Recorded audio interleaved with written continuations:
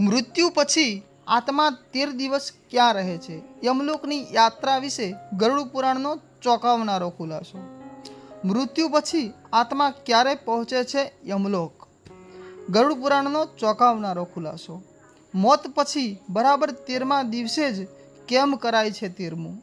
મૃત્યુ એ જીવનની એક વાસ્તવિકતા છે જેમાંથી કોઈ છટકી શકતું નથી. જો કે હિન્દુ ધર્મમાં મૃત્યુ એ અંત નથી, પરંતુ એક નવી યાત્રાની શરૂઆત માનવામાં આવે છે.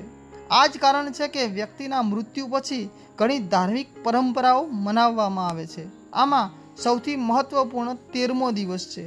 તમે ઘણીવાર પરિવારોને 13 દિવસ સુધી શોક કરતા જોયા હશે અને 13મા દિવસે પૂજા, પિંડદાન અને બ્રાહ્મણ પર્વ જેવા ખાસ ધાર્મિક વિધિઓ કરવામાં આવે છે.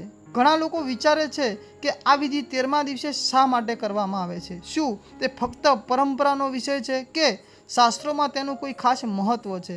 ગરુડ પુરાણમાં મૃત્યુ પછી આત્માની યાત્રા અને આ 13 દિવસોના મહત્વનું વિગતવાર વર્ણન કરવામાં આવ્યું છે. ચાલો જોઈએ કે શાસ્ત્રો અનુસાર આ 13 દિવસો દરમિયાન આત્માનું શું થાય છે અને 13મો દિવસ કેમ આટલો ખાસ મહત્વપૂર્ણ માનવામાં આવે છે. ગરુડ પુરાણ મૃત્યુ પછી આત્મા વિશે શું કહે છે? ગરુડ પુરાણ અનુસાર જ્યારે કોઈ વ્યક્તિ મૃત્યુ પામે છે ત્યારે તેનો આત્મા શરીરથી અલગ થઈ જાય છે. ત્યારબાદ યમરાજના સંદેશવાહકો આત્માને લઈ જાય છે અને તેને તેના જીવનના કાર્યોનો રેકોર્ડ બતાવે છે. ત્યારબાદ આત્માને તે સ્થાન પર પાછો મોકલવામાં આવે છે જ્યારે તેણે અંતિમ શ્વાસ લીધા હતા.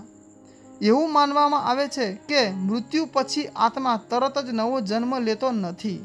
દુન્યવી આસક્તિઓ, પરિવાર અને અપૂર્ણ લાગણીઓને કારણે તે લગભગ 13 દિવસ સુધી તેના ઘર અને સંબંધીઓથી ઘેરાયેલો રહે છે.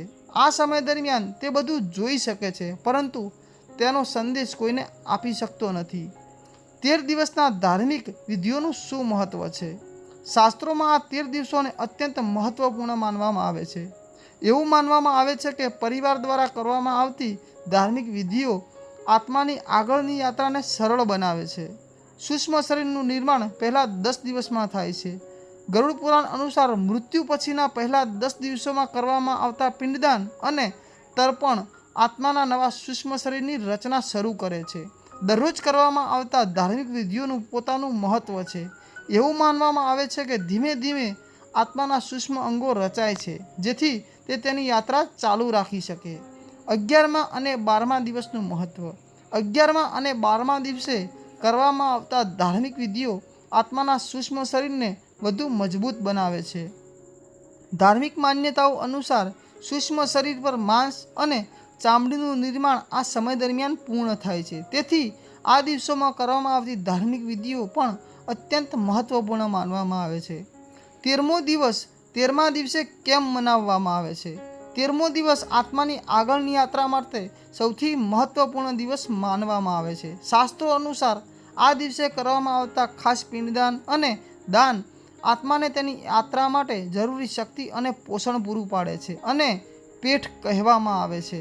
તેથી પરિવારના સભ્યો ખાસ પ્રાર્થના કરીને, બ્રાહ્મણોને ભોજન કરાવીને અને જરૂરિયાતમંદોને દાન આપીને મૃતકના આત્માની શાંતિ માટે પ્રાર્થના કરે છે. એવું માનવામાં આવે છે કે આ પછી આત્મા યમલોક તરફની યાત્રા શરૂ કરે છે. યમલોક પહોંચવામાં કેટલો સમય લાગે છે?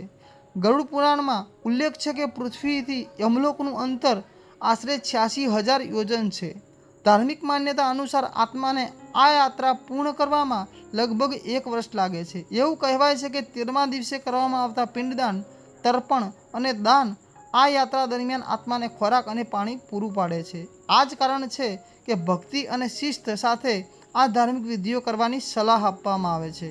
આ પરંપરા આજે પણ શા માટે પાળવામાં આવે છે? સમય જતાં જીવનશૈલી બદલાઈ ગઈ છે, પરંતુ લાખો હિન્દુ પરિવારોમાં 13મા દિવસની પરંપરા હજુ પણ પાળવામાં આવે છે. ઘણા લોકો તેને ધાર્મિક શ્રદ્ધા સાથે જોડે છે, જ્યારે અન્ય લોકો તેને મૃતક પ્રત્યે આદરનું પ્રતીક અને પરિવાર માટે માનસિક રીતે સ્વસ્થ થવાની તક પણ માને છે. નિષ્ણાતો માને છે કે આ 13 દિવસના શોક પરિવારને ભાવનાત્મક રીતે નુકસાનને દૂર કરવા માટે સમય પૂરો પાડે છે.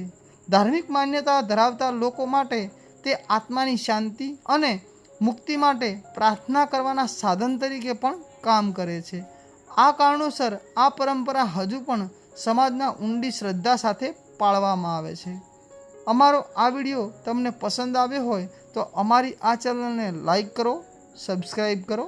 આભાર.